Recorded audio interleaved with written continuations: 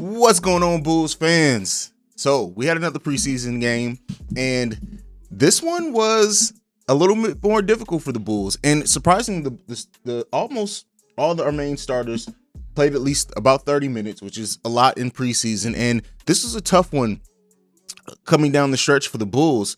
And so this is where we saw, and as great as it's been to see the Bulls blowing teams out, for me at least, this is one of the games that I like to see the Bulls face some adversity. And I think I said this in the last video, if not the one before it, is to see how the Bulls respond to adversity. And especially in this one, with the starters minutes, them playing a lot of minutes coming out of that third quarter, we knew that they weren't going to be playing a lot of minutes in the fourth quarter. So if the Bulls were going to pull this one out, it was all going to come behind our role players, and they showed up, right? Io, okay, listen, I have been saying for the longest, and this is even as a Bulls fan, and as someone now who has this channel, I have to admit when I'm wrong, right? That transparency is needed. Hope you guys appreciate it.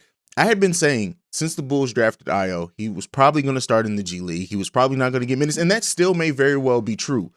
But the way he played down the stretch in this one, and he hasn't gotten a lot of time to shine, but there's been nothing in the time in which he played that has said, hey, this kid isn't ready for minutes. And especially with Kobe probably not being ready to start the season, we'll see with that. Io has a chance to start off getting some minutes. Not a whole lot, probably about 12 minutes. He can probably get in the regular season. We'll see. But if he continues to play with this confidence, right? And that doesn't mean that you're always going to see results just because of confidence, especially in a rookie. But what you do want to see from rookies is playing and showing that they belong to be out there and they're not afraid of it. And if he continues to show no fear, especially in what he's able to do both defensive and offensively, I may have been wrong about Io. And I never thought that Io wasn't going to be a player. I just didn't think we were going to see a lot of him in his first season. I could be completely wrong with that. And if I am proven wrong, hell, I'm not mad at it. But Haize Johnson continues to show that he is going to be a player on this team, right? Haize Johnson's stat line, 18 minutes, 11 rebounds, 8 of those defensively, right? 14 points, and he had a plus minus of +4. Listen here.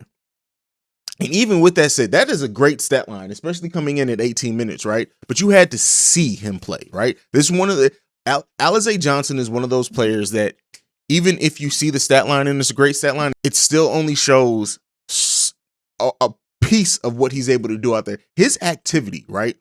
The activity that he plays with and that he shows on a consistent basis is just something that defenses are going to hate. The reason why I highlighted that he had 8 defensive rebounds is because that's not that defensive rebounds should be valued more than offensive rebounds per se, but it's the fact that somebody shows that activity and they force the other team to work that hard on the glass when they're on the offensive end. It's going to like that's a trait that is almost invaluable. And he 18 minutes here, I really do expect, like, I don't know how the season's going to start off, especially if Patrick Williams, if he's able to come in, he's probably going to miss about 2 or 3 games to start the season. But when it's all said and done, we're at full power. I don't know how many lineups and how long you can do it, right? Because I don't know, we know P. Will can play the 3, but I will be very, very interested to see a lineup that has Patrick Williams and Haize Johnson together for stretches, and that's exciting to watch as a team. Now I talk so much positively about the Bulls, and it was easy to do when they're blowing teams out. But there's a lot to take away from this team, both positively and negatively. And in the last video, I asked you guys, what's something that you'd like to see the Bulls improve on? I'm going to ask that question again now. Now that we've seen a game where they face more adversity, I want to hear comments about what you would like to see the Bulls and how you think they can improve whatever you see as holes, because defensively this game, they were more sloppy in offense too. Had way more turnovers and way less assists. They've had over 30 assists in the first 2 preseason games. I think they had about 18 assists overall this game. Yeah, 18 assists overall this game. So that ball movement wasn't as fluid. The team didn't look as fluid as what they have been over the course of the preseason. But like I said, I wanted to see them face some adversity. I honestly wouldn't want to see the Bulls blow out every team in preseason. I want to see them, even in our next game, which is our last preseason game. I hope the Bulls are tested, and I hope it's a closer game because we want to get those type of kinks out before the season starts as well. But the Bulls not being as smooth on offense, again, kinks, they're going to be worked out. And even if if this had been a team that played years together and had that level of chemistry, there's always going to be games where things don't quite work out. The biggest concern here for me, though, is the defensive end. The defensive end, while they were still active in the passing lanes, and that's going to be what makes this team special. If everyone continues to be active in the passing lanes and gets us those transition minutes, and we know we're going to be a team that likes to get out and run, we're going to continue to be dangerous. But they didn't seem as cohesive defensively as what they were.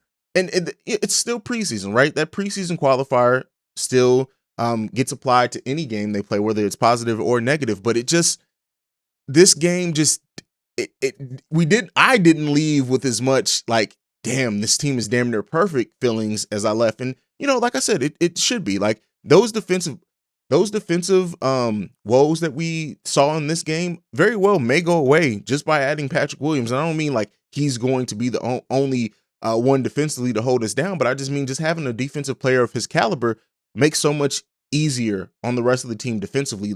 Laurie showed up this game, right? Had a couple of daggers and hard dunks, and it seemed like Laurie wanted to come out and probably show that he was better than what he showed in that first preseason game when Devontae Green ate him up and Lonzo even guarded him on a possession or two. But the Bulls here is, it was a tough game. And like I said, we need to see those. But defensively, I can't wait to see what this team's defensive ability is once we get a player like Patrick Williams back. Because he just does, and he's so versatile on defense that he really does change the game defensively for us. Lonzo fucking Ball. Listen here, Lonzo Ball is legit. If you were a Lonzo Ball doubter heading into this preseason, like, you can only judge off what you've seen so far. And Lonzo, I'm telling you right now, I said it in the last video, the Bulls may very well have the best backcourt in the NBA this season. And let me qualify that too. Like in the last video, I absolutely meant Lonzo and Zach LaVine. But again, being a more realistic Bulls fan, and being more honest, looking at our guard rotation, right, as a whole, we may have the most dangerous guard rotation in all of basketball right now.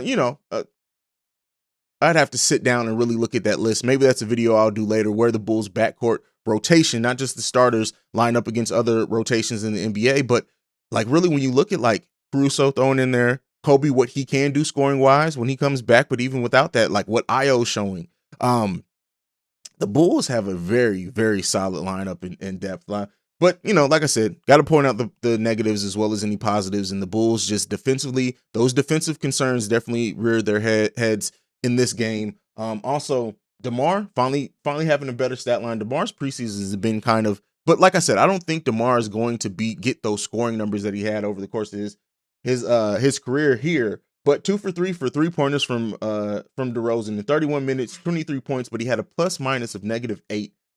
Zach LaVine also very pedestrian game from him for 30 minutes, 5 of 14 shooting, 1 for 4 for 3. If he hit a couple more of those threes at the rate that he usually does, the game really looks different. Well, his stat line really looks different. But still had a plus minus of +8.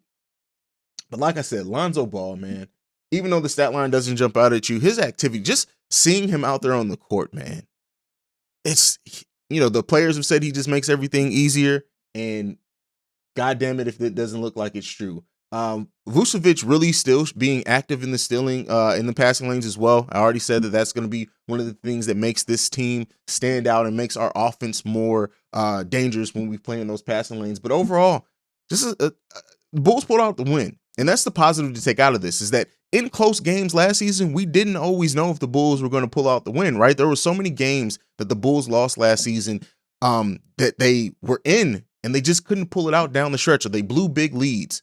I don't know if we're going to have those concerns this year. I just hope that we don't. But overall, good win from the Bulls. I'm glad that they were able to pull it out. Let me know what you guys think about the game. Let me know whatever was concerning you. I haven't been doing a good job of pointing out the fact that we do have a voicemail and a text line. That number is 773-270-2799. You can call or text that number. Also, our email is bullcentralpod@gmail.com. Like I like to end every podcast on, or every episode on, go Bulls. I love you guys. Peace. This has been a presentation of the Break Media.